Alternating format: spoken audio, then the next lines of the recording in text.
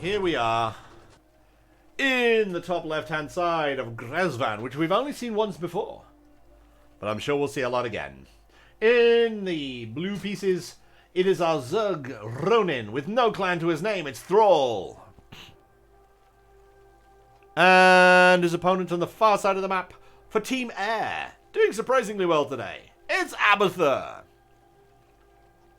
Oh, is it not? Patches now. Oh, so the new maps will be out soon. Got it. Thank you, Wayfarer. It just amused me that people were describing these as the new ladder maps, and it's just like, that's not happening. In any case, this map. Let's zoom out a bit so we can see it a bit better. Nice wide opening there, which doesn't make much of a difference because Zerg don't wall. Yet. I know they do wall, but it's not the priority. Because they can't. Unless you built a hatch in the wall. That would be hilarious.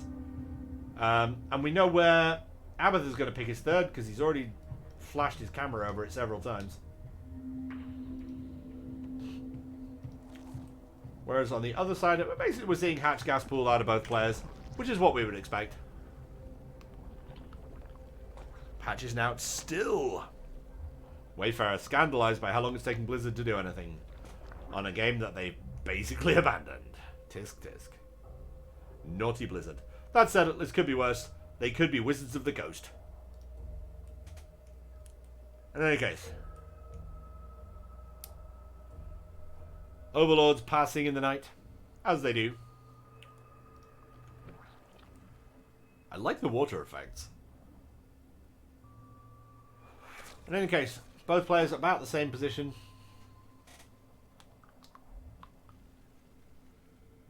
Yeah, it's looking about a nice steady map. This one, by the way, apparently being a long map, was the map which we saw Abathoor go 3 hatch before pool on. Which was exciting and fun for his Protoss opponent, who died very soon afterwards. Mostly because Abathoor just had a billion Zerglings.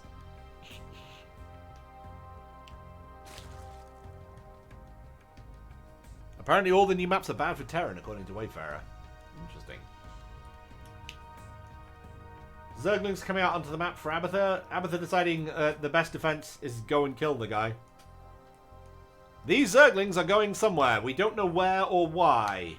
But given that there's more stuff coming in than going out, it might be worth bringing them back. There we go. A couple of Zerglings going out to try and defend. I don't think that's a good idea. Unless, of course, Abathoor's not paying attention. Yep, okay. The defense is real.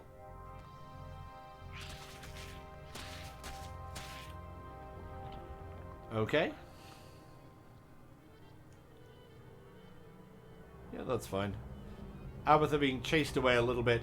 The thing is, the army supplies are about even. The big deal here is going to be the fact that there's queens to defend with, and also the Baneling Nest is a lot further forward for Thrall than it is for Abathoor at this point. Zergling speed, about the same on both.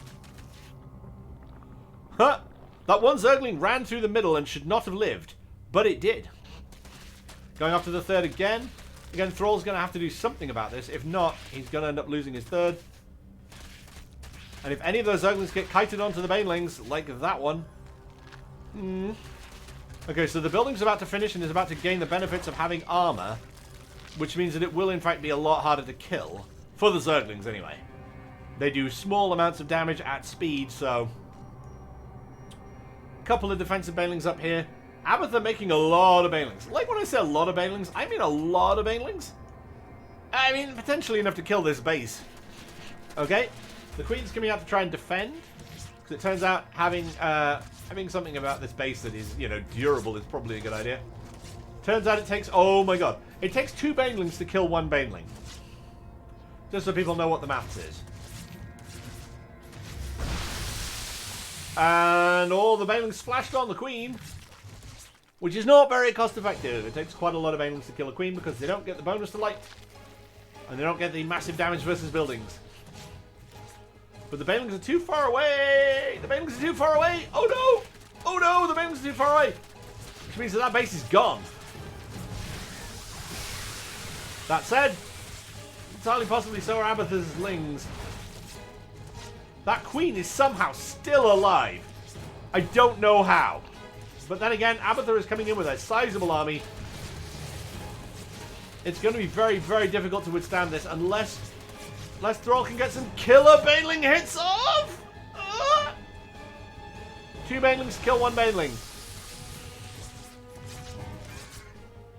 Problem is, there's just too many zerglings here. I think Abathoor might just have this on weighted numbers.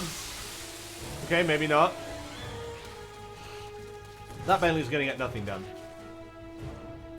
And the roaches are nice, but not enough. That queen is dead. The roach is actually blocking the ramp. The cancelling of the banelings is important. And yeah, the baneling nest going down would be absolutely crippling. But the roaches have abandoned the wall! No! No! They're all dead now. This is what happens when you let zerglings get us around, and Thrall GG's. In the top right-hand corner, playing for team only himself, it is Thrall. And his opponent at the bottom left-hand side, taking game 1 with just having a lot of stuff. It's Heirs Abathoor. So, this map, let's have a start up on this side. Ramps down, not too wide a choke. Let's zoom out a bit so we can see a bit better. Again, the split the difference on the thirds. Be interesting to see what people pick as their chosen third on this one. That said, the fact that this one's up on a height seems to make it. It feels like it should make some kind of a difference, but I don't know. Be interesting to see what people say in the chat. In any case, Abathoor going for a much earlier pool than his opponent. I think Abathoor is like, I think this guy might win if I don't cheese, so I'm going to cheese. Which is going to be a bit of a thing, because the map's not huge, I don't think.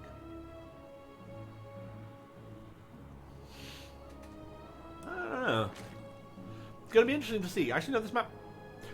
The question is, how long is it going to take the Overlords to get there and scout the fact that there's a natural? Because right now, or rather, what's the rush distance for Lings?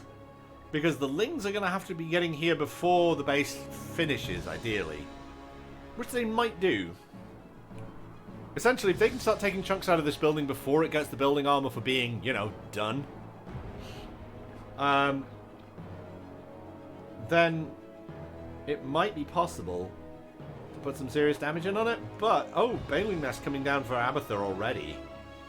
Okay. Abathoor's getting a Baneling Nest before his opponent's pool is even finished.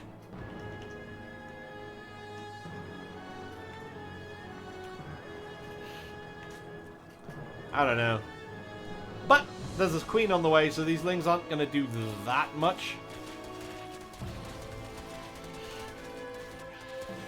A couple of Lings on the way out. Getting distracted by a drone. Getting distracted by more drones. The thing is, at some point, they're going to have to get distracted by the queen. And that's going to be a real problem.